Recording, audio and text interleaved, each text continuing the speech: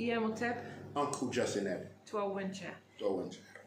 Bonjour à tous. Aujourd'hui, nous avons une rubrique ouverte de hors du temps et de l'espace. Nous allons avoir un débat où nous allons poser des questions, répondre et aussi avoir un débat un peu très important et très pertinent qui vient par rapport à des questionnements qu'on se pose chaque jour. Alors, je vais commencer directement pour aller dans le sujet. Justement, ça concerne ce qu'on peut dire le style de vie, je peux dire kamite, le style de vie des peuples mélanodermes, des peuples noirs.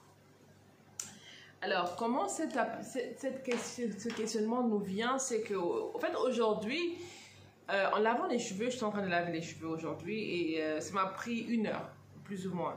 Et donc, en utilisant cette heure, je me suis dit que c'est vrai qu'à Glasgow, justement, quand j'avais ma routine, je prenais énormément de temps. Mais maintenant que je me trouve dans un environnement différent et je me rends compte que ma routine capillaire, justement, change pour adapter les éléments, par exemple, comme le changement d'eau, le changement climatique et beaucoup d'autres choses. Mais en même temps, je me rends compte aussi que je suis dans un espace où il y a beaucoup de femmes qui ont des cheveux, qu'on peut dire, en boucle. Et même certaines femmes ont même jusqu'à des cheveux crépus aussi.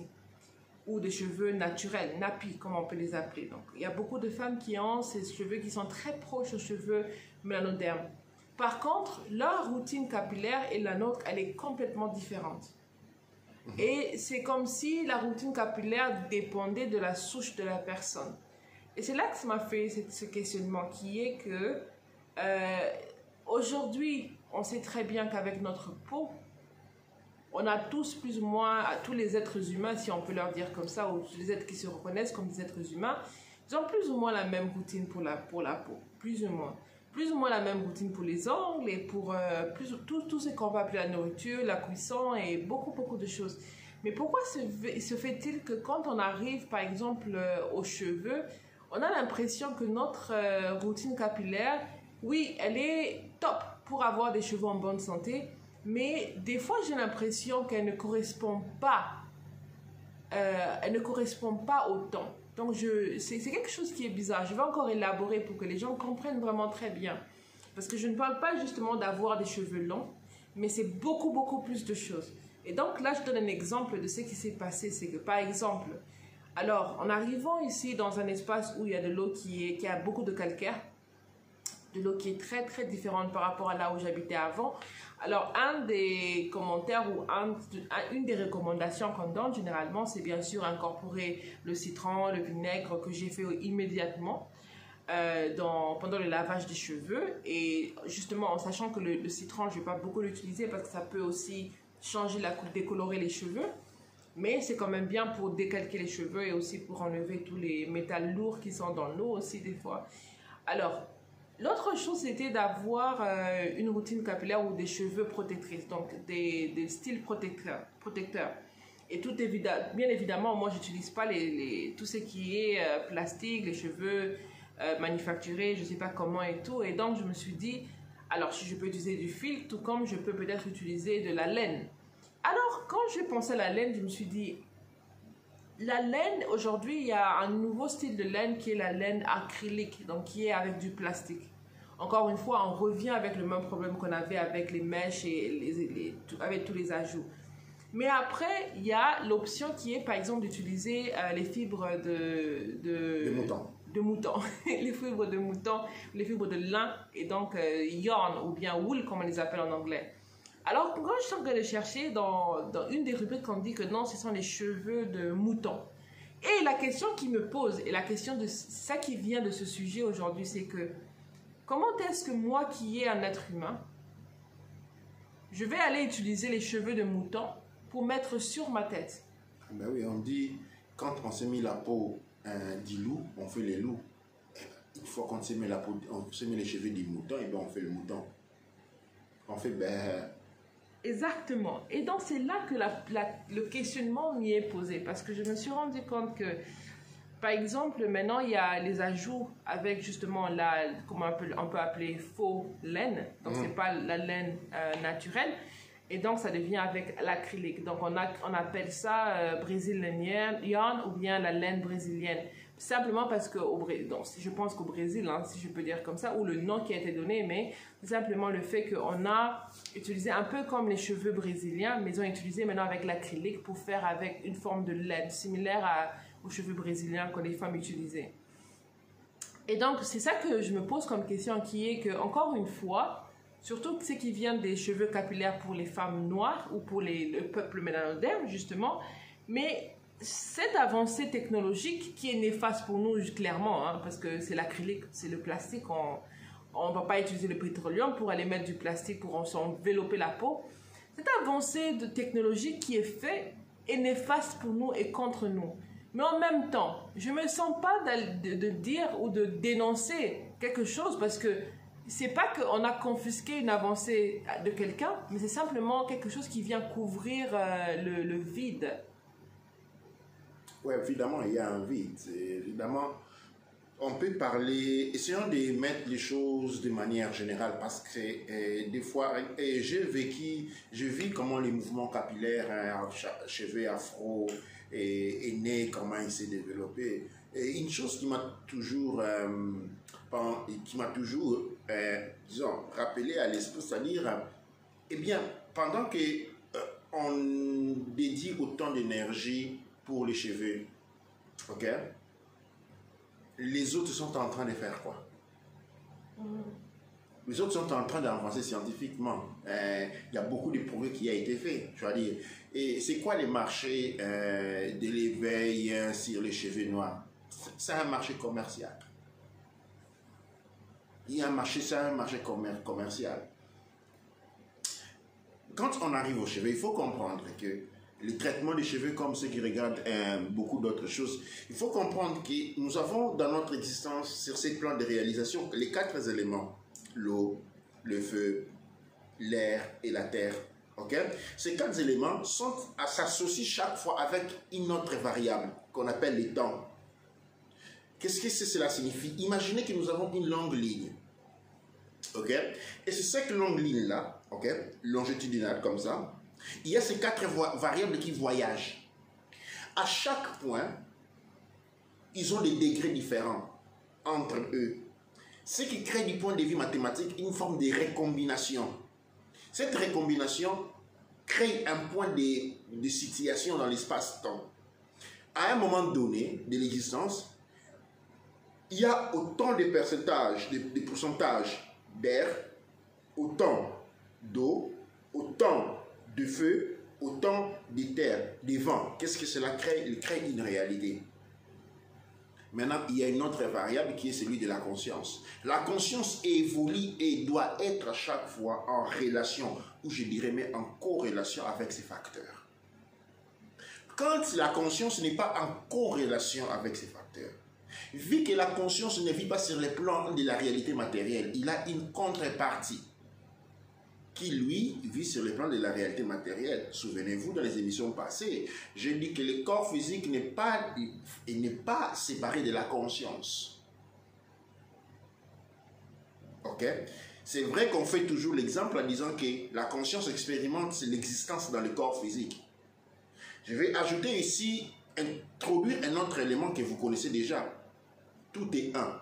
Et si tout est un, okay, l'énergie et la matière, c'est la même chose. Vous y arrivez. Et si la matière et l'énergie sont la même chose, disons, ce sont la même fréquence de la lumière, okay, à des niveaux différents. Okay? Nous avons une conscience qui vibre et crée une réalité où la fréquence est élevée, nous avons l'esprit, et une contrepartie où la fréquence est basse, nous avons le corps. Ces deux réalités sont liées. Ce qui signifie que nous sommes toujours en lien de correspondance. Le corps physique n'est pas seulement le réceptacle de la conscience, mais est son expression. Et la conscience a caractère évolutif en relation avec les facteurs que je viens de donner avant, l'eau, la terre, les vents et l'air. À l'air tout, en relation avec les temps qui en mesurent l'écart d'un point A et d'un point B.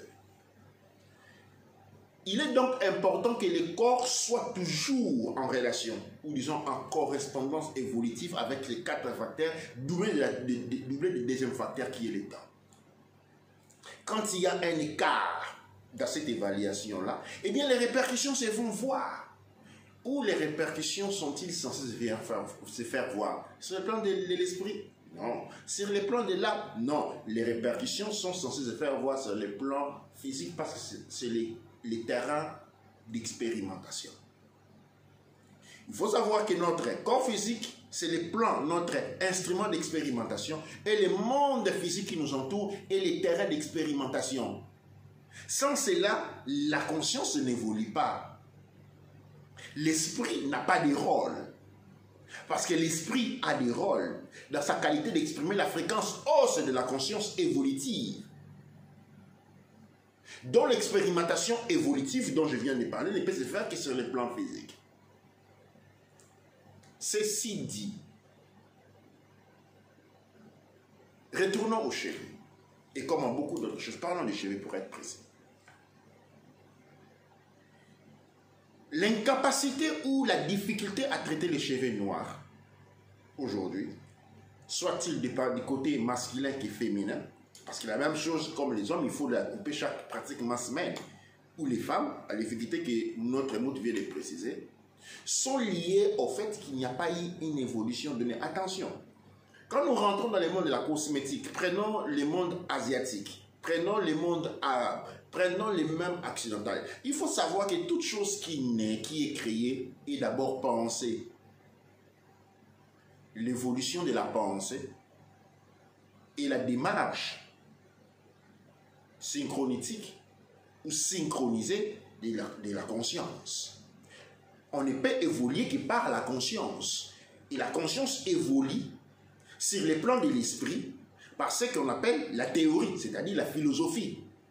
Et c'est la philosophie qui est implémentée sur le plan physique. C'est-à-dire qu'il y a une observation, une perception de la réalité implémentive. C'est comme ça qu'en matière de chaises, vous avez des chaises pour les gens. Il y a 50 ans, peut-être j'exagère, 50 ans, il n'y avait pas conscience, par exemple, pour les chaises qui ont les problèmes des gens qui ont des problèmes au dos. Il n'y en avait pas. La pensée a évolué. Quelqu'un a dit réfléchir d'ici, évoluer et apporter, devenir un créateur. C'est-à-dire que cette personne-là a agrandi les champs de l'existence, de l'énergie, ou de la manifestation de la mère divine, en créant justement une chaise pour les personnes qui ont des problèmes de mal au dos. Il y a ceux qui ont des problèmes au bas dos. Il y a des chaises qui ont été construites pour ça.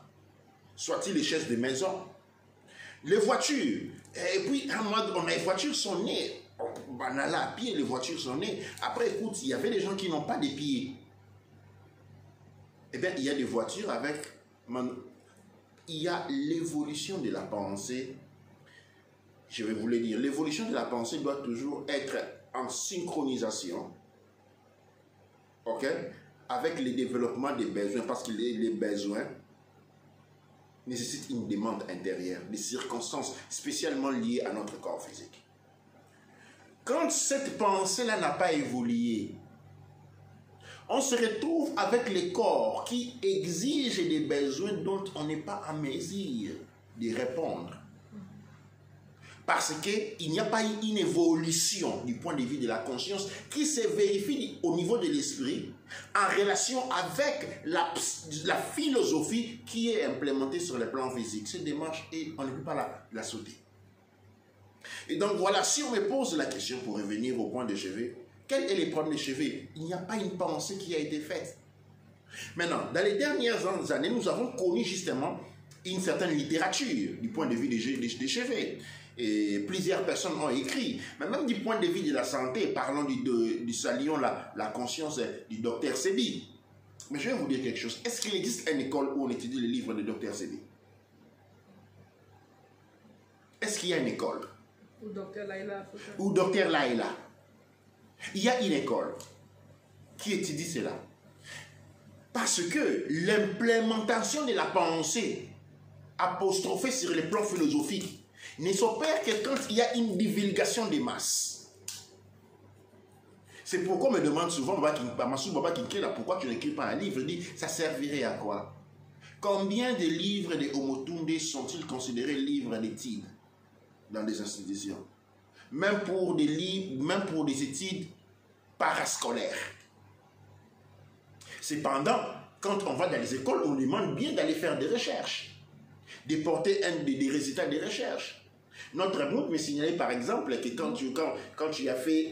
Quand j'ai étudié le droit, j'ai fait le droit et c'était au moment de la dissertation et on nous a dit que voilà, vous pouvez choisir n'importe quel sujet que vous voulez, faites votre dissertation, il faut juste être sûr que c'est relevant avec le point d'étude. Alors, moi j'ai fait un sujet qui avait relation avec les directives de travail, les droits de travail, surtout par rapport à l'Union européenne et l'Angleterre. Alors, à la graduation, je me rencontre avec une autre amie qui, elle aussi, elle a fait sa dissertation et elle a eu une distinction pour sa dissertation. Et je me demandais, waouh, félicitations, comment tu as fait ça? Elle dit que non, c'est parce que le sujet que j'avais choisi, c'était tellement hors du box qu'on m'a donné une distinction. Alors, je lui ai dit, tu as écrit ta dissertation sur quoi? Elle a écrit sa dissertation sur le mode de vie, le style de vie au Congo. Et cette fille était écossaise. Et c'est là que je me suis rendu compte que justement, la diversité et la liberté de penser, la liberté d'expression. Les niveaux d'évolution de la pensée qui signalent l'évolution de le niveau de l'évolution de la pensée contraseigne et détermine le niveau de l'évolution de la conscience. Il y a combien de personnes qui ont écrit une thèse sur un pays africain en matière économique, sociologique, mettons la matière politique à côté, en matière sociologique, en matière géographique, c'est ça les points. Alors, nous arrivons à ces points-là où la pensée, on s'est retrouvé sur l'élan de la consommation parce que le mouvement Napi était né comme réponse aux exigences propres de la société américaine d'élargir leur facture. La société américaine, à un moment donné, parce que c'est une société de consommation et de production, a réalisé qu'il y avait un segment du marché qui n'était pas exploité, bien exploité. C'est-à-dire, on sait que les femmes africaines dépensent beaucoup, les femmes noires dépensent beaucoup dans les cosmétiques. On voulait multiplier ce chiffre par 50. Alors, c'est comme ça que cette opportunité a été créée. On a fait une promotion pour avoir des femmes noires qui vont parler des produits noirs. Parce que, même si les produits noirs dont on parle souvent sont fabriqués par des noirs, les ingrédients sont pris d'où? Qui sont ceux qui raffinent les ingrédients? C'est pas possible d'avoir des sociétés noires complètement, c'est difficile. Non, il n'y a pas possible. Quand on dit les sociétés noires, produits noirs, attention, on fait des produits finaux. La chaîne de production. La chaîne de production vient d'où? Qui cultive les produits que l'on utilise? Qui les récolte? Qui les raffine? Qui les met dans les bidons? Qui les transporte jusqu'à vous? Et quand, en tant que producteur noir, vous avez produit votre produit, eh bien, c'est quelle structure vous allez utiliser pour la revendre aux autres produits noirs, aux consommateurs noirs? Qui vont les évaluer? Qui vont les évaluer? Qui vont les autoriser à les mettre sur le marché? Qui va les délivrer? Alors, vous vous rendez compte qu'on dit, écoute, donnons un tout petit pourcentage à ces marchés-là, comme ça, nous donnons les 2%, nous prenons les 98%. Non, mais c'est quelque chose qui a fait exploser plusieurs marchés. Il y a les huiles maintenant qui coûtent très très cher. Aujourd'hui, on disait que l'huile d'olive, au Congo, c'est impossible de cuisiner avec l'huile d'olive parce que l'huile d'olive a le même prix qu'un produit 15-20 €. Pourquoi? Simplement parce que l'huile d'olive est vue plus comme un produit de cuisson alimentaire, mais c'est devenu un produit capillaire. Capillaire, oui. Alors, et tout cet excédent des valeurs, où est-ce qu'ils finissent? Pas dans nos poches. Non, pas dans nos poches. Mais j'aimerais ici, je ne suis pas en train de dire qu'il y a une injustice. Non? Il n'y a pas d'injustice. Vous voyez? Il n'y a pas d'injustice. Et pourquoi il n'y a pas d'injustice? Parce que c'est un manque de développement de notre part. C'est un manque de développement de notre part. Les opportunités sont là, mais nous ne les prenons pas. Pourquoi? Parce que nous sommes restés prisonniers d'une circonstance psychologique et disons financière. l'on a fait des choses qui, en relation à la rentabilité économique, nous ne réalisons pas que pour arriver à la rentabilité économique, il faut créer des structures, il faut élaborer des pensées, il faut penser votre monde, il faut cogiter notre monde, il faut développer pour le casque parce que les gains doivent être les résultats du travail et non les résultats de la ruse. Retombons sur les cheveux, si nous avons la même situation. Nous ne pensons pas les cheveux noirs au-delà de la possibilité de pouvoir gagner dessus. Quand il n'y a pas possibilité de gagner dessus, okay, aujourd'hui, si les Occidentaux ou les qui financent les marchés afro, parce qu'ils les rapportent, décider de changer un marché, décider qu'ils ont gagné assez dans la production de produits cosmétiques pour les cheveux noirs et avaient trouvé un marché. Si un demain on trouvait quelque chose de nouveau qui leur intéressait, qui intéresse beaucoup plus, avec une capacité de faire de l'argent beaucoup plus élevée, et qu'ils mourraient, c'est pas que le monde mélanodème continuerait à développer ces marchés-là, ça s'effondrerait. Tous les gens qui font des produits, des cheveux, se retrouveraient dans d'autres choses parce qu'ils vont suivre l'argent. Il n'y a pas de culture, il n'y a pas de base, il n'y a pas de fondement. Et c'est là où nous en souffrons. Parce que ce retard-là, c'est un retard du point de vue du développement de la conscience. Et tout ce qui arrive toutes les circonstances de la conscience, c'est répercute sur le plan physique. Sur le plan physique, voilà, on a des cheveux qui ne sont pas aussi différents des autres peuples. Quand on voit par exemple le monde arabe et autres, et quand on voit aussi de l'Italie, ils ont des cheveux assez proches des cheveux africains. Mais ils n'ont pas de problème à les traiter. Ils n'ont pas de problème à les maintenir. Ils ne passent pas des heures du temps à les traiter. Ils ne font pas des vidéos de 4 heures du temps pour apprendre les gens comment les traiter. Mais ils sont bien, ils sont dans les universités, ils sont en train de faire de la robotique, ils sont en train de penser les futurs. Vous imaginez le nombre de temps l'on passe sur des vidéos à expliquer des gens pendant des heures et des heures ce que tout le reste du monde fait en des secondes. Pas des secondes, en 2 minutes. C'est ça qui m'a, je peux dire, c'était pas seulement une révolte, mais c'est ça qui m'a touchée aujourd'hui, parce que je me suis rendu compte que c'est vrai que on a beaucoup travaillé pour faire ce réveil, parce qu'au début, c'était plus pour dire aux gens, rends-toi compte que tu as des cheveux sur ta tête, prends soin de ça, arrête d'utiliser ce qui te tue, utilise ce qui te va bien. Mais en général, c'est un peu comme on dit, c'est comme un instinct. Comment traiter ses ongles, c'est un instinct.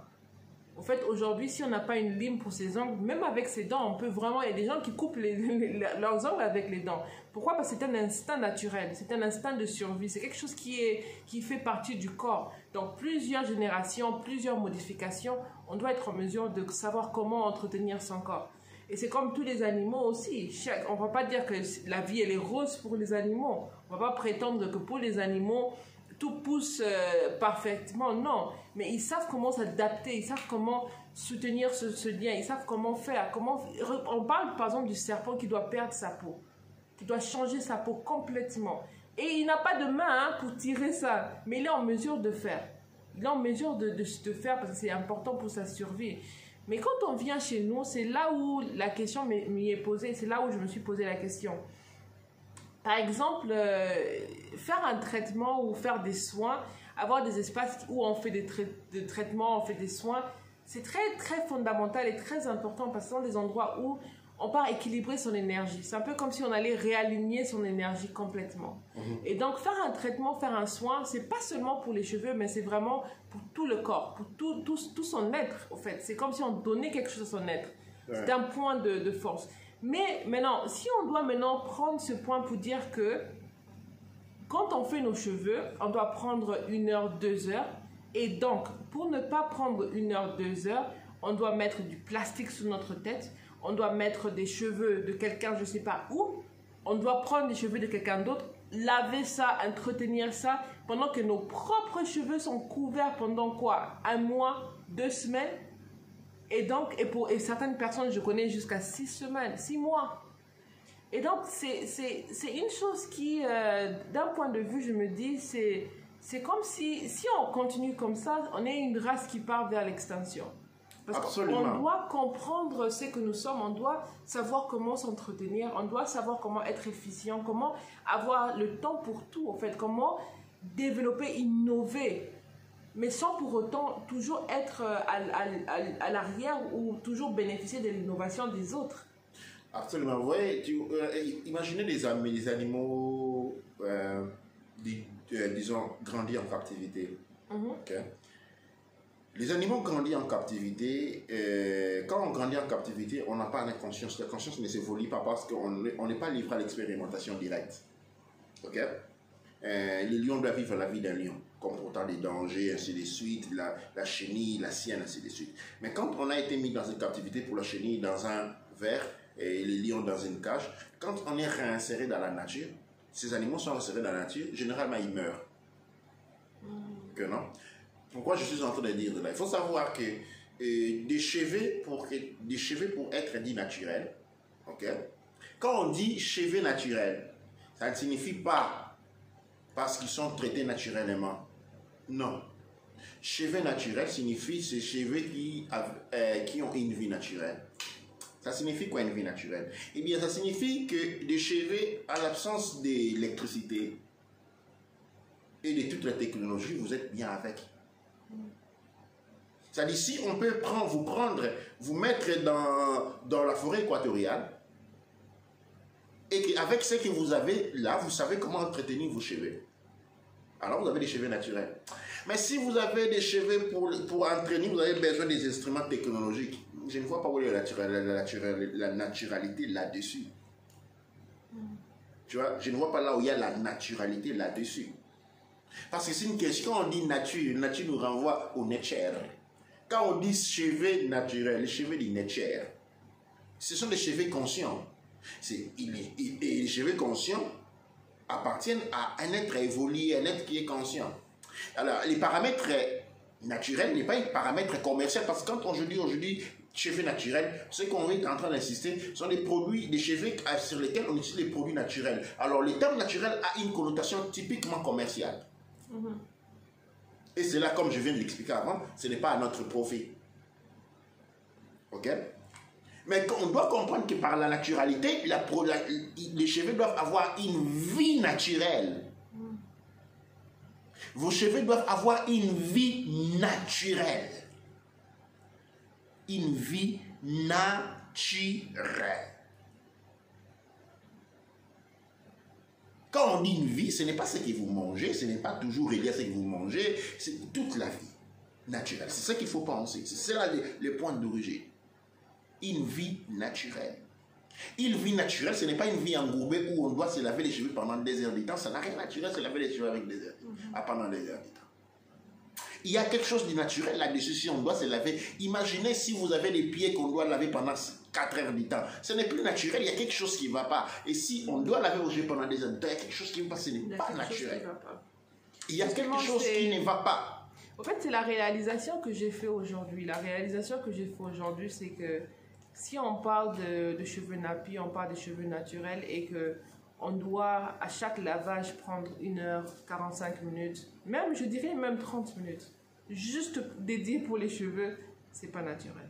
Non, ce n'est pas naturel, hein? Ce n'est pas naturel. Et les cheveux naturels, c'est autre chose. Et quand vous allez chez les Rastaman, ok? Les Rastaman, ils se lavent l'eau, ils se mettent sous une chute d'eau, l'eau rentre dans les cheveux et c'est tout. Ils ont des produits assez minimalistes pour les traitements. Je ne suis pas en train de parler contre les produits d'utilisation. Je suis en train de parler du mode de vie. Parce que quand vous avez un mode de vie naturel, vous pouvez mettre tous les produits que vous avez. Mais quand vous avez un mode de vie qui n'est pas naturel, vous pouvez mettre autant de produits naturels que vous avez, parce que la naturalité d'un produit n'est qu'une étiquette. Mais quand on parle des cheveux naturels, on est en train de parler de quelqu'un qui a un mode de vie naturel. Alors, avez-vous un mode de vie naturel pour parler de votre cheveu en tant que cheveu naturel? Ou cela ne fait partie que d'un mouvement commercial, le nappisme. Les nappies, ce sont des mouvements commerciaux qui sont nés pour grandir les facturats. La société américaine est basée sur la consommation et la production. Pour que la société américaine, des souches américaines puissent avancer, il faut inciter la consommation. On investit sur l'incitation à la consommation. Comment vous portez, vous forcez de manière subtile à consommer. Et on investit des millions de dollars là-dessus. Juste le temps que quand ce marché-là va être séché, on bouge. Et je suis désolé de vous le dire, de vous l'apprendre aujourd'hui. Tous les mouvements reliés sur les produits noirs ne sortent que de là. Il n'y a pas eu un éveil de conscience noir sur les cheveux. Non, non, non, non, non, non, non, non, non, non, non. Il y a un calcul mathématique, économique à caractère imprenditorial, d'entreprise, sur comment exploiter les thèmes du cheveu noir pour multiplier les facturages, c'est-à-dire avoir beaucoup plus de production et beaucoup plus de ventes. Et pour cela, il fallait créer les youtubeurs, justement. Il fallait que les youtubeurs soient là pendant des heures de temps à vous peigner les cheveux. Il fallait que les youtubeurs soient là pendant des heures de temps à se peigner les cheveux pour que vous réalisez que vous devez commencer à mettre une quantité énorme de produits. Pensez des temps à penser à votre cheveu, alimente la facture, alimente les gains qui sont retournés à ces sociétés. C'est comme ça qu'ils ont été pensés. Je n'ai rien à voir avec ceux qui l'ont pensé. Je le dis beaucoup de bravo parce qu'ils ont fait travailler leur tête maintenant. Les circonstances, oui, ils ont fait travailler leur tête, ils ont évolué en conscience. Et leur évolution en conscience a impacté les champs de la réalité, les champs en zigzag, c'est-à-dire les champs où l'énergie vibre à une fréquence basse, c'est-à-dire le monde matériel. Ils l'ont impacté. Ok? Nous, par contre, nous n'avons pas impacté. Et donc, nous subissons. Nous subissons les effets des autres. Pourquoi? Parce que, je reviens sur ces points-là. L'art de la pensée, l'importance de la philosophie, la cognition, savoir cogiter sont des éléments essentiels. On ne peut pas vivre une vie basée sur un élan commercial parce qu'on devient un produit. Quand toutes les actions qu'on fait sont basées sur un élan commercial, on fait partie de la liste des produits des autres. De ce point de vue-là, quand on prend les beurres de karité, okay? On mélange les beurres de karité avec l'air de jojoba. On les mélange avec les cheveux noirs. Pourquoi? Pour produire de l'argent. Vous êtes vous aussi un produit. Vous êtes vous aussi un produit. De la même manière, parce que vous voyez, pour vous, vous prenez l'huile de karité, vous mettez sur la tête. La poudre de jojoba, vous mettez sur la tête et vous avez des beaux cheveux. Mais de la part de la personne qui l'a conçu, pour vous, les résultats, c'est les beaux cheveux. Pour la personne qui l'a conçu, vous êtes vous aussi un produit. Pour lui, quand il met les beurres de karité, les jojoba et les têtes, la tête du noir, ça produit de l'argent.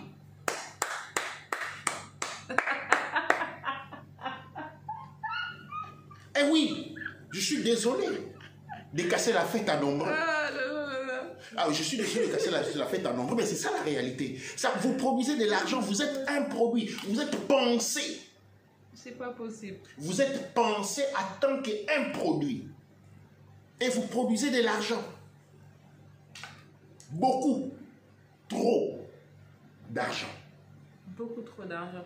Et c'est pas possible parce que, en fait, ce que tu viens de dire là, c'est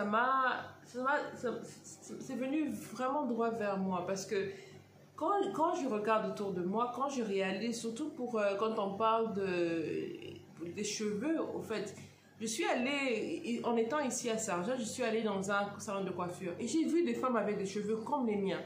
Mais dès qu'on me voit entrer dans le salon de coiffure, on me propose des services, en fait des produits. Donc on me propose soit de faire des cheveux, de faire des tresses, des services qui coûtent super cher en plus. Hein.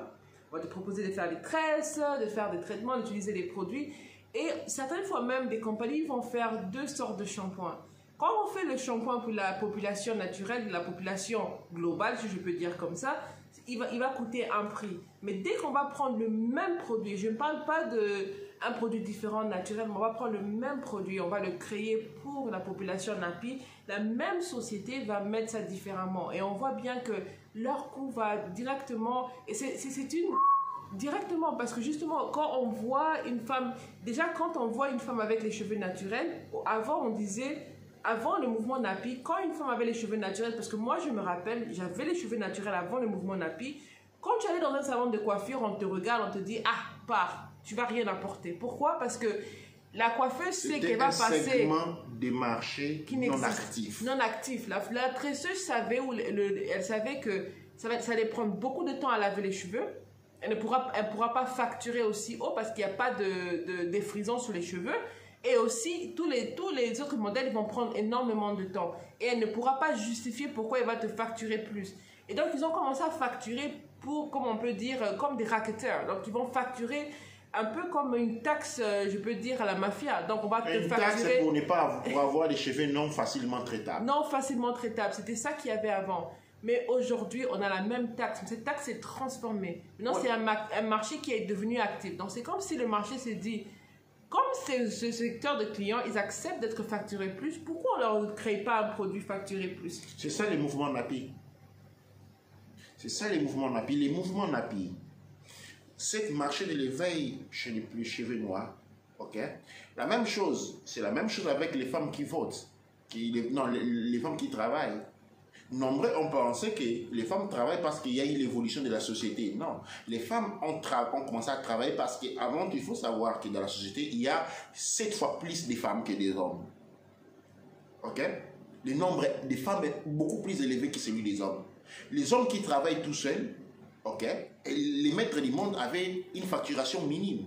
Et on a introduit la loi pour que les femmes puissent aller travailler, non pour élever la condition sociale de la femme qui est restée misérable jusqu'à aujourd'hui, mais tout simplement pour pouvoir facturer plus. Les femmes qui ont commencé à travailler, la facturation, c'est-à-dire l'introïde, a été multipliée par, c'est-à-dire augmentée de 7 unités. Il y a 8 unités. Et la femme, elle s'est produite, dit que non. Ces sociétés sont devenues extra-milliardaires. C'est la même politique. Et même avec les cheveux NAPI, la même chose. C'est un segment de cheveux qui a été activé, mais je ne veux pas en parler en termes négatifs. J'en parle en termes d'admiration parce qu'il faut savoir résoudre les problèmes que l'on a. Si leurs problèmes étaient les besoins d'argent, ils l'ont résolu. Pourquoi? Parce qu'ils ont transformé la femme noire en un produit qu'il faut mélanger avec des autres. La femme noire est devenue un ingrédient. Dès que tu mets une femme noire, le produit, tu augmentes le prix. Oui. C'est un ingrédient qu'on mélange ou avec les cheveux des morts brésiliennes ou avec les produits, je ne sais pas d'où, pour produire quoi? Pour produire ça, l'argent. Un ingrédient. Ça, c'est quelque chose que je vous laisse penser dessus. Vous êtes devenu un ingrédient bancaire ou monétaire. Prenez le choix. Vous servez à produire l'argent. Pourquoi? Parce que ce n'est pas votre idée. Ce n'est pas une démarche qui sort de vous.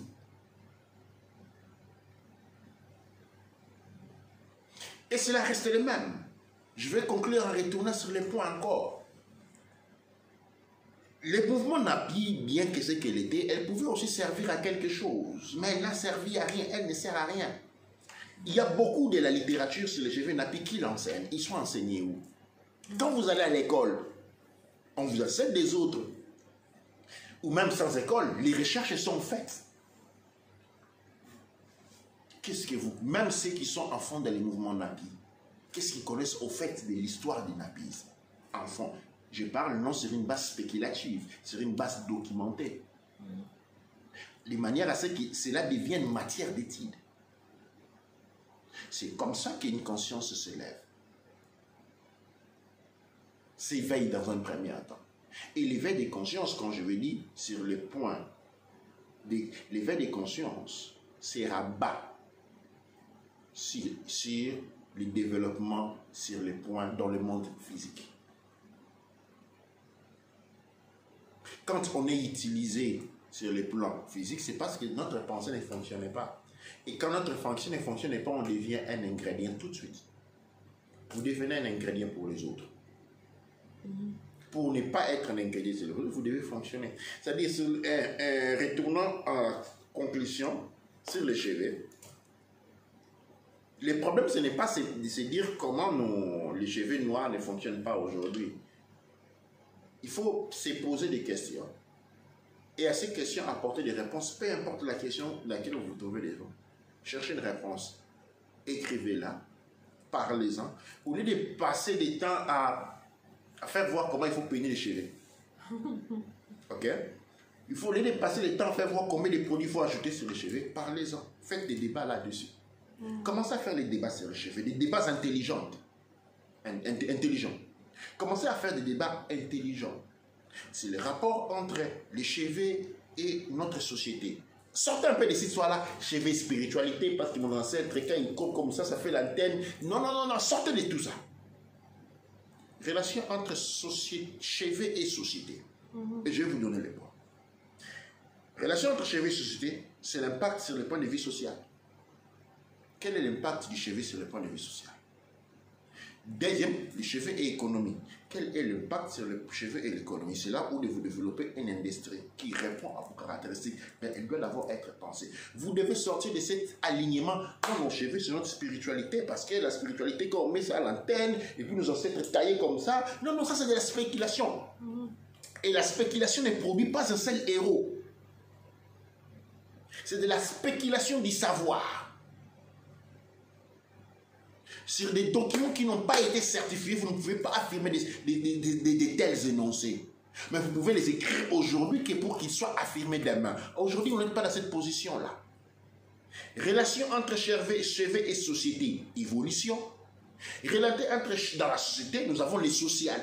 C'est-à-dire, relation entre cheveux et société, noire, mélanodème, ok, évolutive.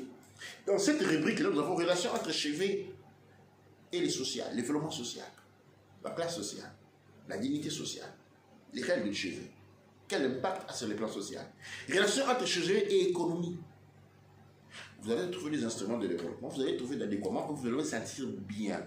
Quand vous connaissez, on est toujours mal à l'aise devant quelque chose que l'on ne connaît pas. Et si on trouve qu'on n'est pas à l'aise avec ses cheveux, qu'on ne sait pas comment les traiter, on doit y passer 5 heures du temps avant de mettre tout droit une partie des cheveux, c'est parce que vous ne la connaissez pas.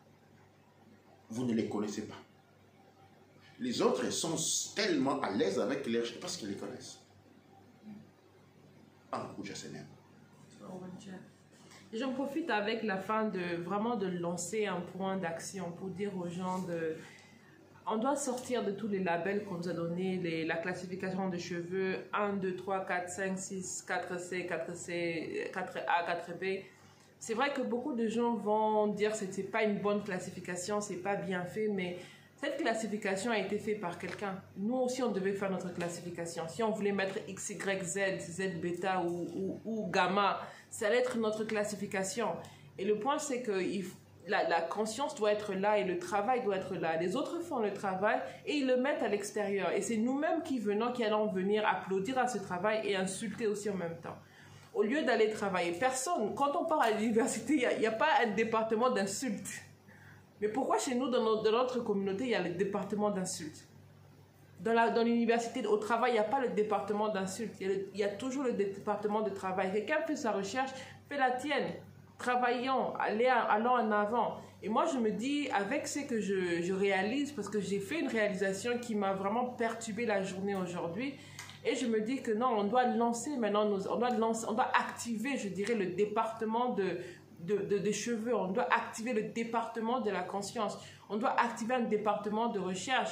Et donc, on avait parlé, par exemple, de dissertation au niveau de l'Académie de la culture noire kémétique. C'est quelque chose qui doit être relancé avec la rentrée scolaire. On doit l'éthique de la société. L'éthique de la société, c'est très, très important. Et la cosmétique est un point sur l'éthique de la société. Parce que cela nous permet d'appréhender de nous comprendre, de nous projeter dans le futur, de nous voir dans le futur. Pour une question très simple, l'homme noir du futur, comment il sera? Comment seront ses cheveux? La femme noire du futur, comment sera? Comment seront ses cheveux? Comment il va s'habiller, la femme noire du futur? Parce que si vous ne la pensez pas, les autres vont penser cela pour vous, mais vous y serez un ingrédient. Vous y serez en tant qu'ingrédient qui produit encore de l'argent. L'enfant africain du futur, comme mélanodème, comment vous les pensez? Comment vous le voyez? On ne les pense tellement pas qu'on sait même amphiber un nom d'Africain qui ne nous appartient pas. C'est-à-dire qu'on se voit à travers les yeux des autres, on ne sait pas se définir. Et qu'est-ce que cela nous passe dans le futur? Cela nous met dans une situation critique absurde. Parce que vous savez, quand vous êtes un ingrédient, et quand l'ingrédient pourrit, on s'en débarrasse. Un coup de jasmin. Tu vois, ouais.